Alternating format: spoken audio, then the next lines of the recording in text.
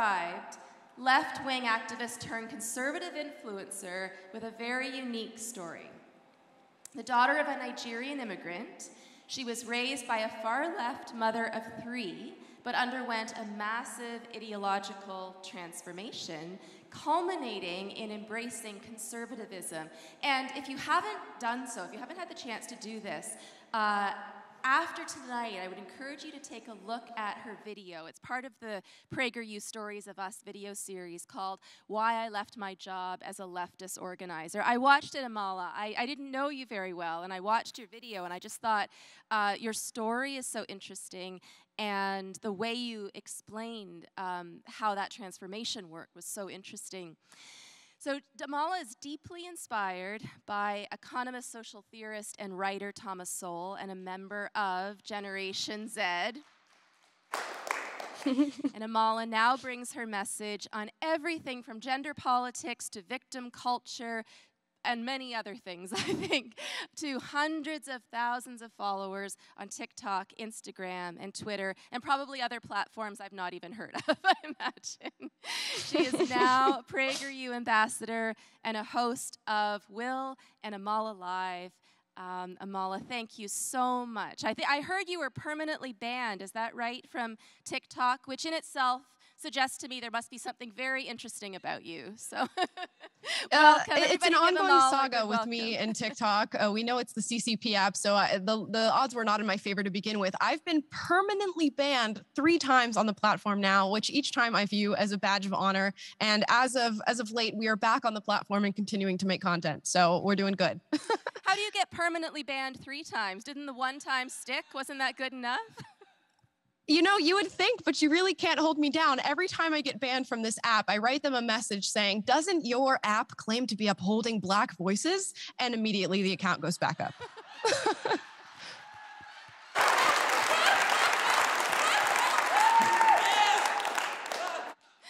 Well, Amala, I was going to start somewhere else, but on that topic, what is a Black voice in your mind?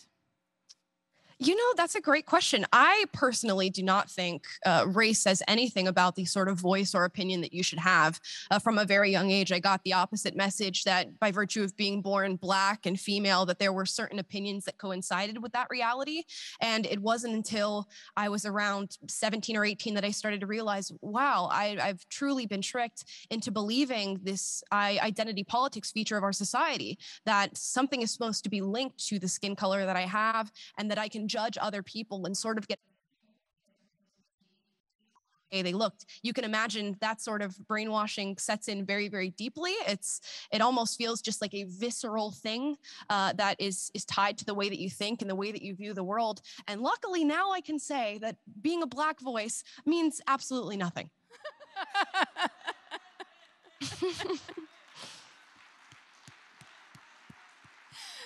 Well, that was about the best answer I could imagine. It's interesting, you know, thinking about the idea of a skin color voice. But this language is everywhere, right? This language of, it's the language of polarities and the language of binary. I think in your video, you talked about, you know, being half white and half Black, and you need to identify that this is what you're told, right? That you need to identify a difference between those things, and that you need to value one, and that means hating the other. Right? That you have to get yourself into one of the camps over another.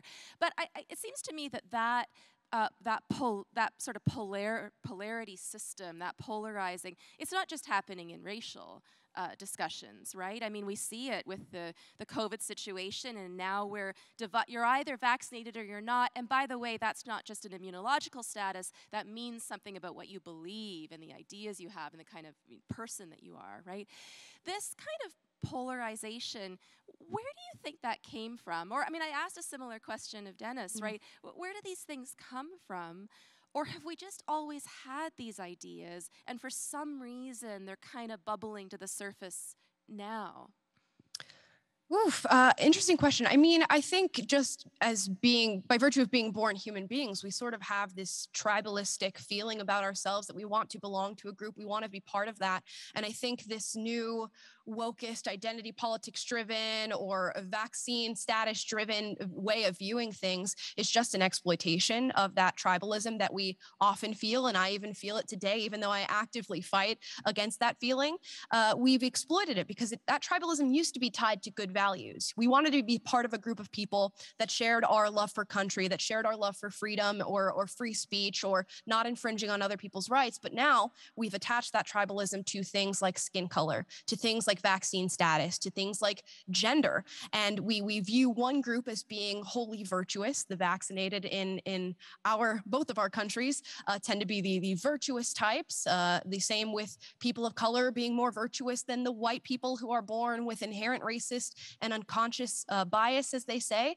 And the same thing can be seen with the gender binary. Women being seen as virtuous and men carrying this toxic masculinity. It seems that nearly every facet of our society has been infiltrated, and they found a way to divide it. And then they hone in on that tribalistic feeling that we all have and separate us into groups and create a division amongst them regarding moral truths, as they claim.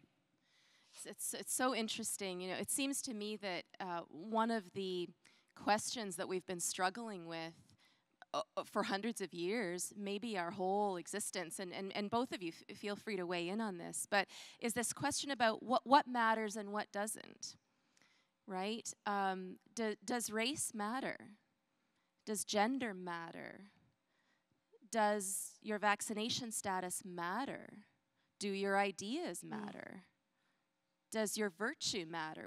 How do we figure out? This seems to be something about which we just intractably disagree. We can't seem to figure this out amongst ourselves right now. We thought we had these foundational documents, our constitutions, Canada, our Charter of Rights and Freedoms. It seems to me like those were kind of trying to work out how we would agree about these things. And then we would build our laws and our countries and our policies and our families and our lives on those fundamental ideas. But now it seems like what's coming to light is that we can't agree about these fundamental things, about what matters, right? So what is your take on that? How do we figure out what matters and what doesn't?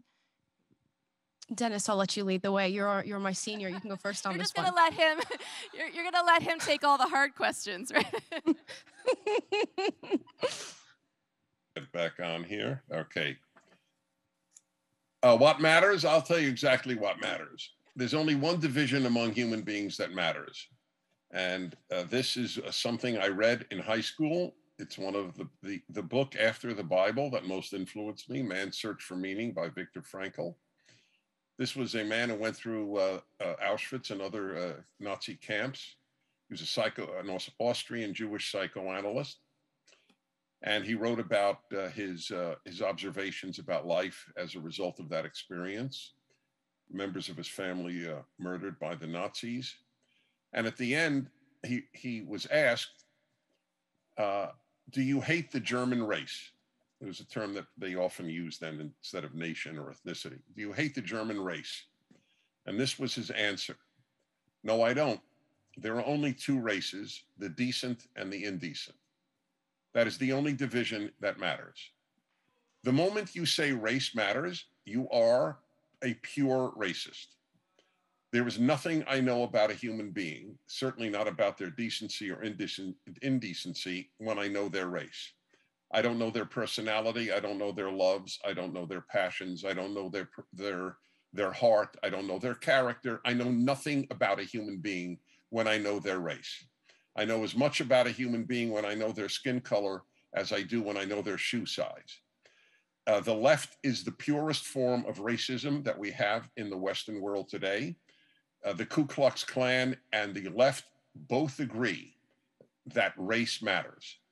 The rest of us have contempt for that notion, which is purely racist. The only division that matters is decent and indecent.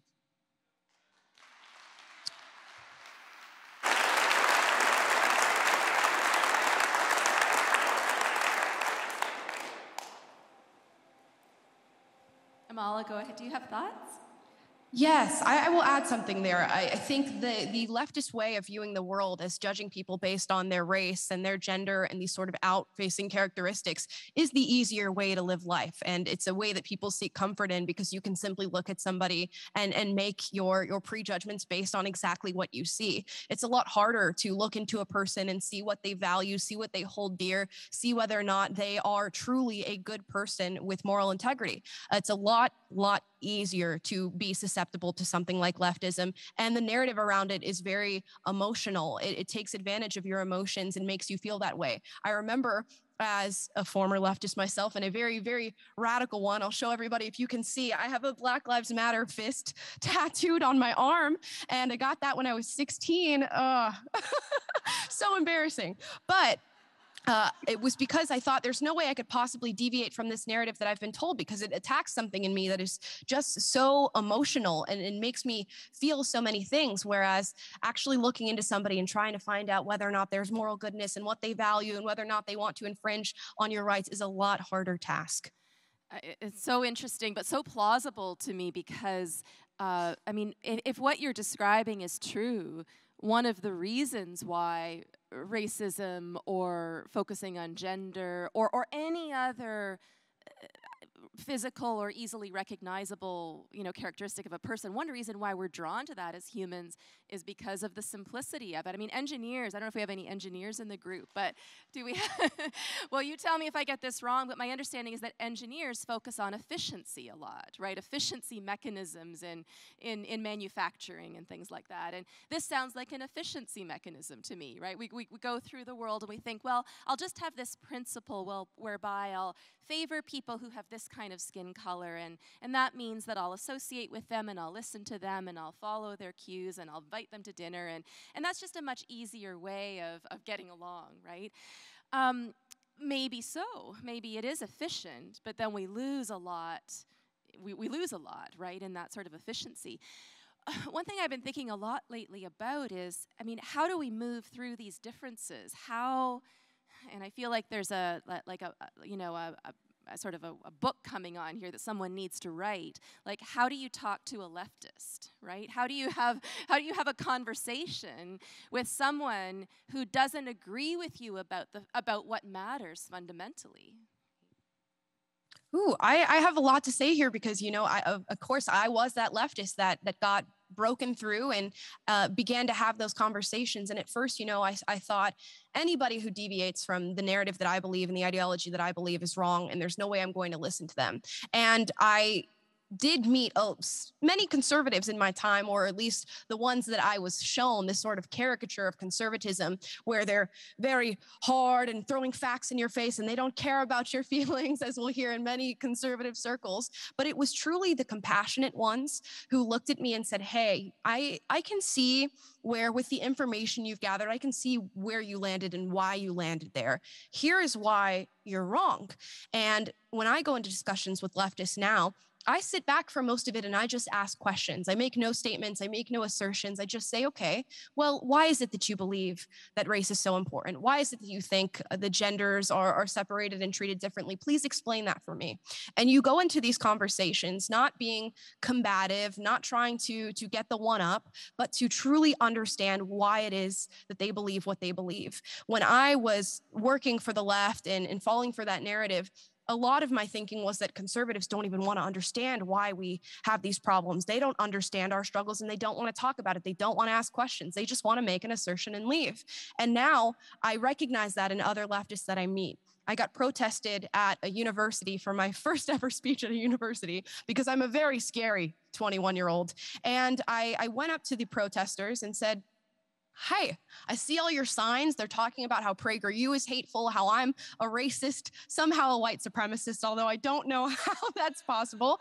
And I said, can we just have a discussion here? And I showed them my tattoo. I talked to them about how I was a former activist myself and how I understand why they feel the way they feel. And I understand how sad it is to feel that way. And immediately some of the guardrails went down a little bit and they went, oh, she gets it. She actually is going to give a good faith argument and analysis for what it is that I believe. And I got some of those leftists to come into the talk that I was having and even get up for Q&A and come to the front of the line and speak. So I think it's a little bit more about compassion and empathy and admitting that, you know, there are reasons that people feel the way they feel. It's not just idiocy and lunacy and brainwashing. Some people actually have a basis for their line of thought. Yeah, that's very interesting. So questions are less threatening in a way, maybe. Maybe. Absolutely. That has not been my experience, but maybe I'm not a good question asker, because I have found when I try to ask questions of people on the left, they get very defensive. And I haven't figured out yet if that's because they don't have answers or if because they resent the questioning of the first principles, like the fundamental ideas, right? Because for them, these issues are settled, and it's like it's heretical, right? It's like it's a kind of bad faith, or like you're questioning the fundamental religion if you raise these kinds of questions. It's, but I'm glad to hear you're having success. I might have to take a cue from you. But Amala, I also want to ask you about what it felt like. I mean, it seems to me we don't have a lot of changing of minds these days. Most people I know today believe what they believed a year ago or 2 years ago, and that there's becoming kind of an entrenchment of positions, if anything. But you can I chime in for a sec? Absolutely. So thank you. So I love what Amala said, and I would just offer this caveat. As I said earlier, they don't debate us, they smear us. And I've offered, as I said, literally, I've offered tens of thousands of dollars to any of the left-wing columnists at the New York Times to debate me, or I'd give a whole list if they don't want to debate me. I would have any New York Times columnist on my show I would give them an hour. I would give all of them an hour. I would devote a week just to talking to New York Times columnists. But they would never have me publish on their page. They would never have me on any of their podcasts. They wouldn't have Amala on their podcasts. We do not live in a hermetically sealed intellectual world. They do. I subscribe to the New York Times, but they would not watch a PragerU video, let alone the weekly 5 minutes that would be demanded of them. They don't, and by the way, this is a very important point that I know from the few experiences I've had where I did have a debate. I always won the debates, and it's not because I'm a great debater. You don't have to be a great debater to debate a leftist. You just have to know how to speak English and know your facts. And the reason that we win and they don't debate us is that we know all of their arguments and they know none of ours. They don't read us, they don't study under us, they don't hear us. We study under them from kindergarten through graduate school. We are exposed to them in every movie outside, now every movie, even science fiction movies will have an obligatory left-wing idea in it. You can't avoid left-wing ideas, but you can avoid non-left-wing ideas, and they do. So the notion of dialogue is terrific, but they don't believe in it. That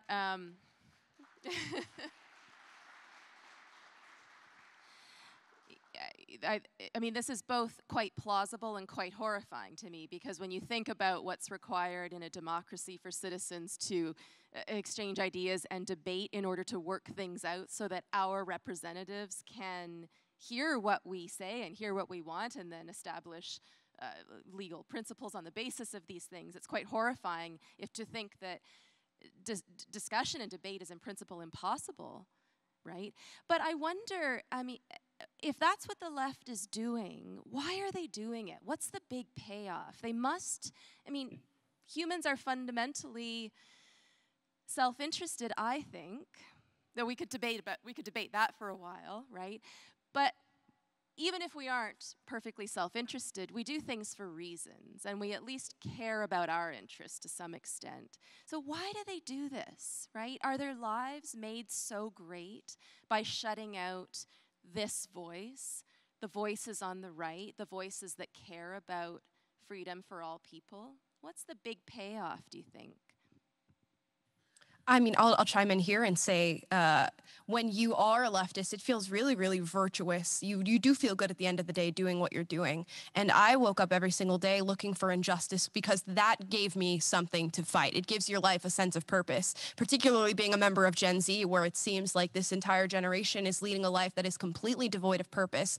When you find somebody who goes, hey, there's a battle out there and you're one of the people who can fight it. And, you know, you'll see in a lot of leftist circles, young people are leading the charge on this. This is why you have young people like David Hogg from the Parkland shooting and Greta Thunberg. It gives these young people a struggle and a battle to have, and it does feel good at the end of the day to do these things.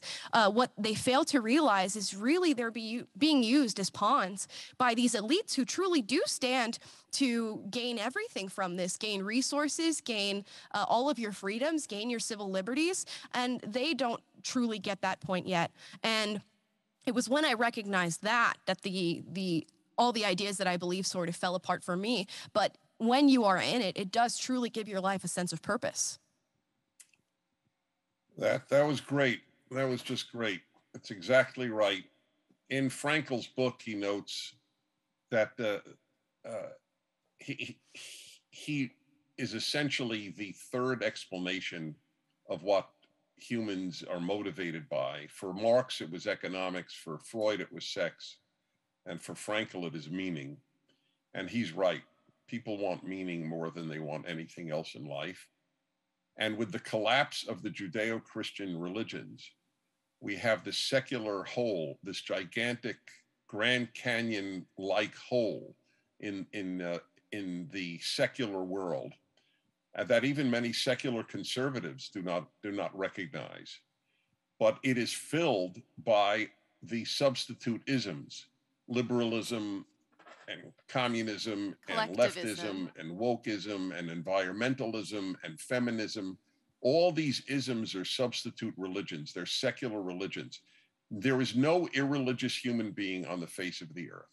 You either have a Bible-based religion in the West, or you have a secular religion. But there is nobody without religion. You cannot live that way. You go crazy. You cannot wake up and think it is all meaningless. And I have an equation that all of this has been produced by a terrible trio: boredom, secularism, and affluence. Those three things produce terrible things. Take the environmentalist movement, which is crushing the West right now because it's so obvious. The inflation, certainly in the United States, is a direct result of America in 1 year going from a surplus of energy to a dearth of energy, and depending on wonderful places like potentially Iran and Venezuela and Saudi Arabia for its oil. It's because these people, the environmentalist movement, is overwhelmingly very wealthy, bored, secular human beings. And what could give you, as Amala pointed out, what can give you at the end of the day, as she said, more satisfaction than thinking you are saving the world? And that's what they believe. And that is why it is okay to destroy the world on your way to saving it. And the proof that they want to restructure the world, it isn't even about the environment, is that they oppose nuclear power. Nuclear power could solve the entire problem of getting rid of fossil fuels almost overnight. And yet they're not for it because they don't want a solution. What they want is a utopian dream of everything being solar and wind as the power. Why this romantic notion has taken place is another question. But that's all it is. It's I will find meaning. Why are there so many race hoaxes in the United States?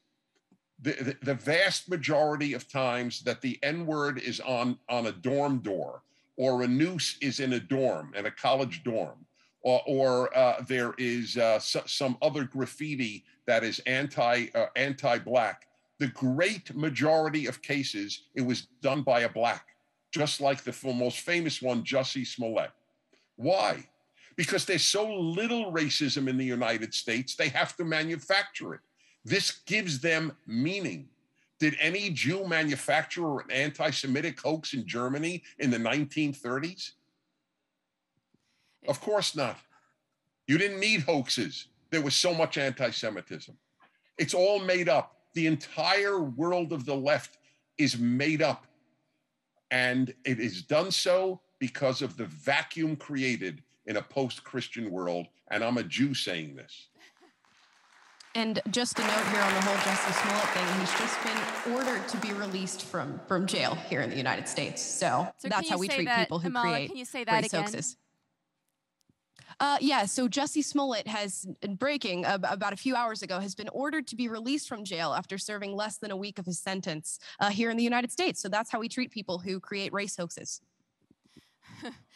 It's, yeah, so much going on here as well. I'm struck by what you both have to say about meaning, and the struggle for meaning is a process. It's not an end state, right? So if we find a solution to that, you talk about the energy crisis, if we find a solution to that, we're no longer engaged in that process. We no longer have the ability to give ourselves meaning and purpose when we get up in the morning, right? So, and I've been wondering about this over the last couple of years, because whenever you present to someone information that should make them feel relieved, like there's stratified risk from COVID, you're not as at risk that's as great as you thought you were. You'd think the response would be, gee, that's good news. Maybe I've been worried for nothing. Maybe I can, relax a little bit.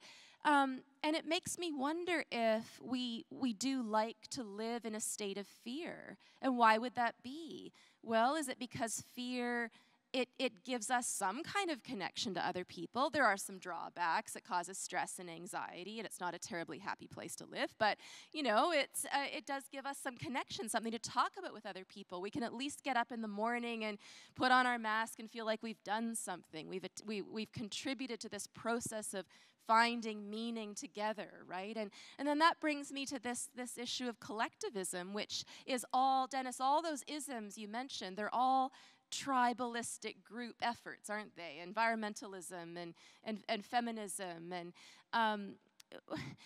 collectivism. I mean, what do you have to say about the value of collectivism? Is it essentially good, essentially bad? Do we need to dispense with it and get back to the thinking for ourselves, not necessarily just about ourselves, but do we need to re-embrace critical thinking and stop the group think? That's all I have to say about that. The human being wants to bond with other human beings. So you either have healthy bonds or unhealthy bonds. It really boils down to that. I founded a synagogue in Los Angeles, and the bonds I feel are so deep every Saturday that I'm not leaving LA, even though it's been rendered in my lifetime the most wonderful free place. Go west, young man. That was the great motto. Going to California when I was 25 years of age, and I fled New York. It was the most exciting day of my life when I first came to Los Angeles. Now I'm on the road almost every week. I fly back to Los Angeles. There's no joy in me. The only joy is the wonderful people that are in my life through PragerU and through my religion in particular. So I love the idea of bonding with people. There were Rotary clubs. There were bowling leagues. There were so many healthy things. De Tocqueville, the great French writer who came to America in the early and mid 19th century, he wrote that this was the great strength of Americans, that they had all these ways of bonding with one another that had nothing to do with the government. And at the Democratic Party convention, I was there. I actually heard this. They announced the one thing that unites all Americans is government. They actually said that. You can get, I think you can hear the recording on YouTube. They ought to censor that. But that's what they believe. That's what unifies us. Politics. Politics should be the least important part of most people's lives. The least important. And for the left, it is everything. That is their meaning. So the issue is not collectivism. The issue is, what bonds do you make? And we have healthy bonds, but they have been severed. Religion is held in contempt by the left. When it was announced at the beginning of this seminar or this evening event that you're having, that this pastor is still in prison in Canada, still in prison because he had services. And by the way, let me add, as I wrote, sadly, the failure of most churches and synagogues, their obedience to irrational secular authority in shutting down for 2 years shows you that even many religious people have abandoned courage. So we've got issues, but evenings like this can clarify, and clarity is our friend. You know, we've been talking tonight a lot about influence, and influence that is undue mostly, and letting yourself be influenced by other people or influenced by your government. And we certainly seem to live in an era of influence. I mean, I could never have imagined we would have people who could make a living at being influencers. They make very good livings at being influencers, right? But we are human, and we don't live in a vacuum. I mean, what influences you? Amala, what are your big influences these days, if any? Oh my goodness, what are my influences? Well, one of them's right here. Dennis Prager was a massive influence for me, and somebody who changed my life at one of its lowest moments, when, you know, everything that I had ever learned had sort of broken and fallen apart. And as a young Gen Z person, I went to the internet and I found Dennis Prager. Thomas Sowell is another massive influence of mine, and his books and his outlook on life and critical thinking really changed the way that I view things. But above all else, I mean, people like my mother, even though she's a radical leftist, is a massive influence on me. She's extremely strong-willed and opinionated, and stands strong in the things that she believes. And I've gotten a lot of that from her, as well as the leftism that I had in my earlier years. My grandparents and my family are a major influence on me, because they are just the paragon of conservatism and building a strong relationship. So I lean a lot on my family and that family structure. And it's something that I talk about a lot, because it's devastating to look at the state of America, and I'm sure this is a problem in Canada as well, of people not building those family structures anymore, fathers not being in the homes, kids being devoid of influence. And I sort of struggled a lot with the idea of even being on social media for quite some time. TikTok was the platform that I finally made the choice to hop on, the most atrocious of all pieces of social media. But I did so because I went onto social media and looked at all these different people who are influencers, really guiding this next generation of young leaders and thinkers as they age.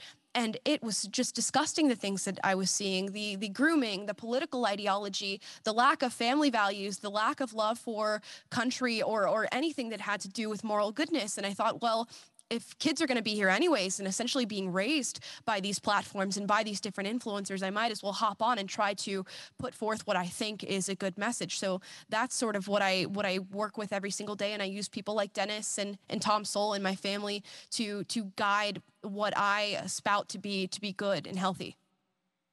Thank you for that, Amala. Dennis, what about you?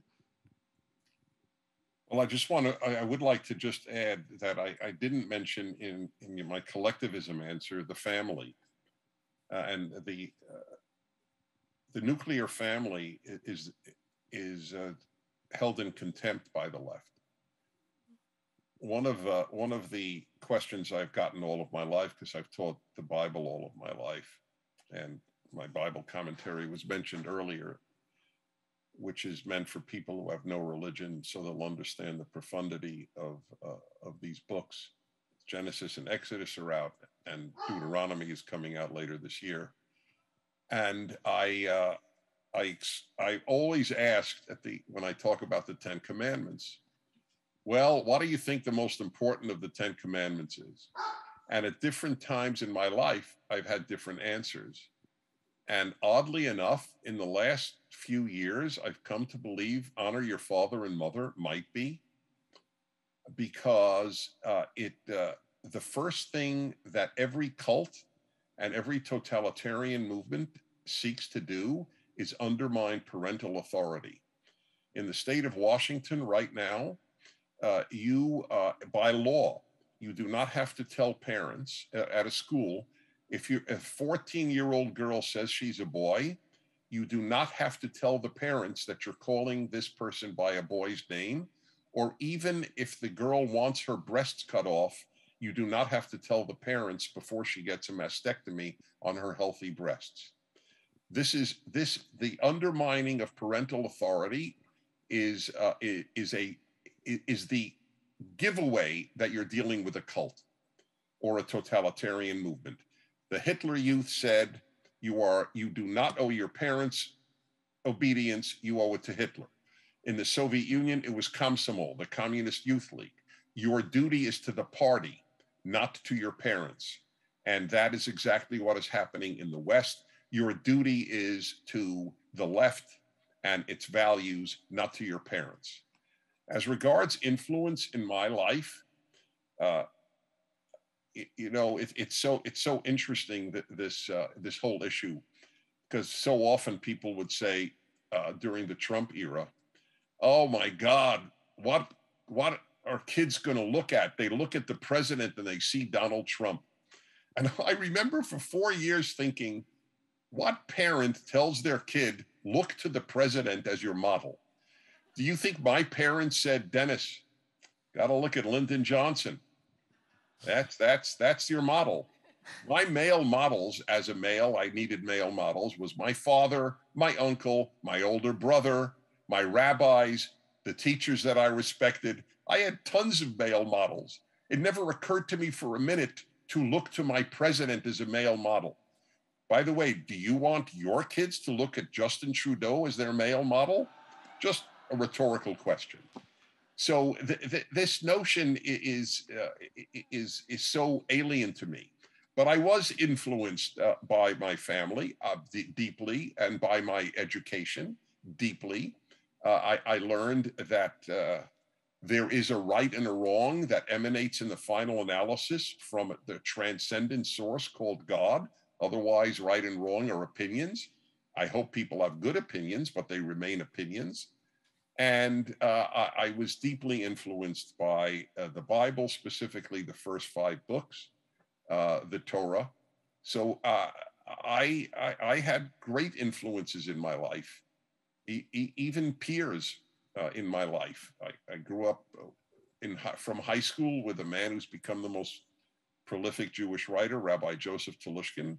We were tremendous influences on each other from the age of 15. I just want to end this by saying, you who are at this conference, the great works that are now available, the phenomenal books written by conservatives, the great social media that are out there, there is no dearth of wonderful people to touch your life. That is one of the good things that is happening. There's a lot of great stuff out there. We're trying to make our contribution, obviously, at PragerU. I truly believe, from the bottom of my heart, that unless you study STEM, science, technology, engineering, or math, if you watched our 500 5-minute videos, that would be infinitely superior to going to college. And it's free.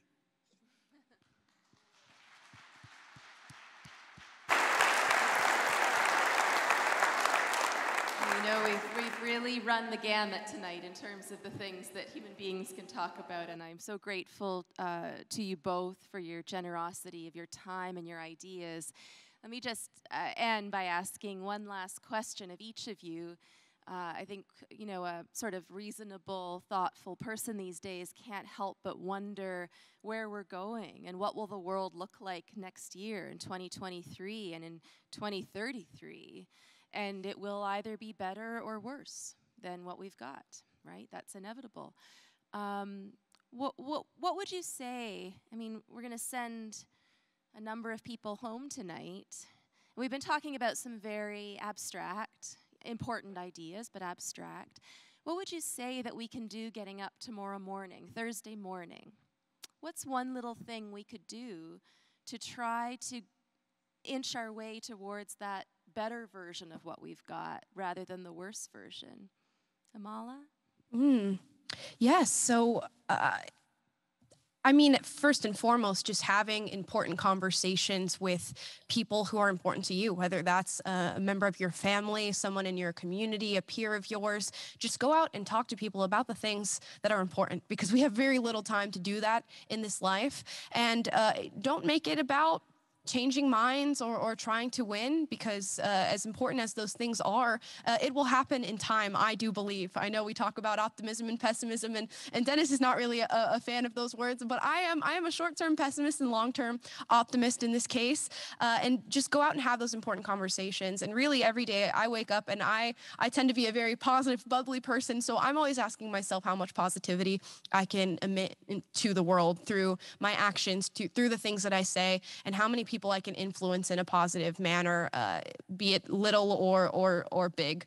So just wake up tomorrow with that view in mind and that goal in mind, and I promise your day will be better, even if, you know, people don't act the way you think they should act, or people don't believe the things you think they should believe.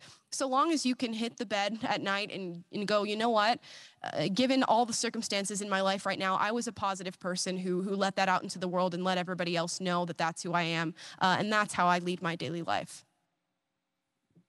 Thank you. Well, I will say, knowing Amala, I do have some degree of optimism. Just, she makes me violate my rule, just for the record. This is often asked to me, what should people do? I have a number of answers, very briefly.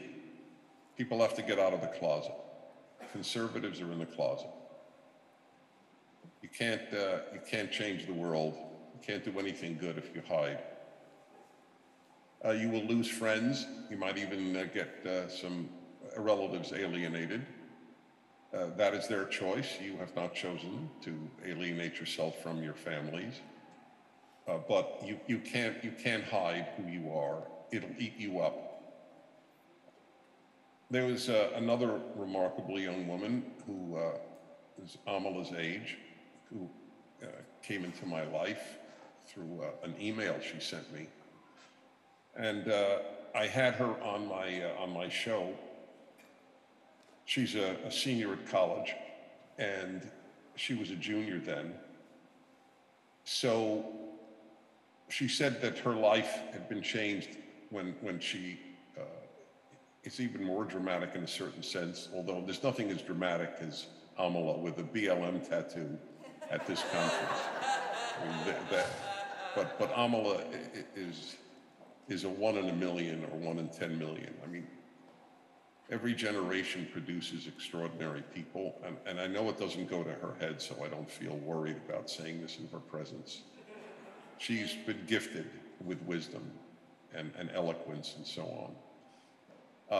But this young woman is remarkable as well. She's a senior at Harvard, and she wrote to me that my book, Still the Best Hope, made her a conservative. I was very moved. She lives in Los Angeles by coincidence, so I invited her to come and meet me at my radio show. And then, and I said to her when she visited, would you like to come on the show, not just sit in? And I said, but I need you to know that if you come on my show, you will be hated at Harvard, you will make enemies, you will lose friends, and you might even alienate relatives. I don't want you to come on the show. if that is something you don't want to happen to you. Well, I sufficiently frightened her, and she said, right before a break, she said, is it okay? I'd like to call my mother. I found that very moving, by the way. She called her mother. She came back in. She said, I'm coming on the show. Awesome. She came on the show. I then 6 months later had her on again. So what happened after you came on my show? She said exactly what you said would happen. And I went through 2 weeks of hell. I lost friends. I was vilified by some students at Harvard. And then what happened after 2 weeks of hell? She said, then I entered heaven. Because when I came out of the closet, all these wonderful people found me. They couldn't find me when I was in the closet. Wonderful people will find you only if you're visible. That's what I want to say to all conservatives like those in this audience. Get visible. Wonderful people will enter your life. And the people you lose, with all respect, it's worth losing if that's what they will lose you over. Because they're not your...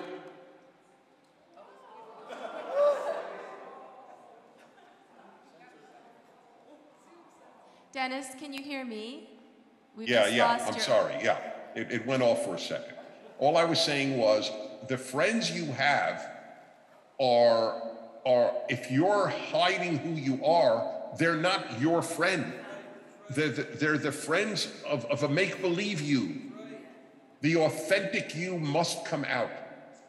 And then it is a new world of kindred spirits. But one final thing, look, my nature is to fight. And I know not everybody has that nature. And not everybody has to fight. But everybody has to do good in their own way. And so put up an article on your Facebook page, an article that meant something to you. And just say, this was thought-provoking. But you're losing your country. You are. Freedom, as I began this evening, is a value.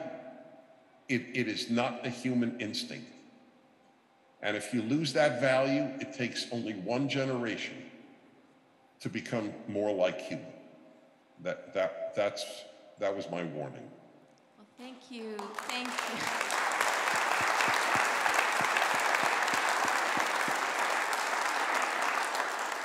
Thank you so very much to you both. We'll let you go shortly, but before you go, let me just, you've given us tonight the greatest thing that human beings can give to each other. You've given us your ideas and your insights, and you've laid them bare. And that takes a lot of vulnerability and a lot of courage, especially in this day and age. But I hope that what that does, every time we do one of these things, every time we have one of these conversations, that they just act as a little seed, and that each one of you takes that little seed out and it goes and multiplies and spreads, and that other people can become as passionate about being free, but as passionate about being human as these two are. So thank you so much, Dennis and Amala, and we're just so grateful that you joined us. Thank you. Thank you for having us.